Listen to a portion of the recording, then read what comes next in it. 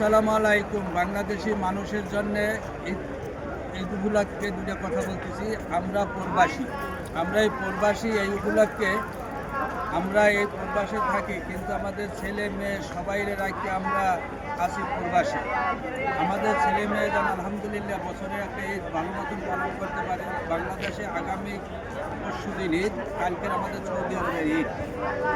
এই উপলক্ষে কথা বলতেছি, আমাদের বাংলাদেশের পক্ষ থেকে ফিলিস্তিন মানুষের জন্য দোয়া করি, যেন ফিলিস্তিন আমাদের মুসলমান ভাইরা যেন ঈদটা ভালো মতন পালন করতে পারে।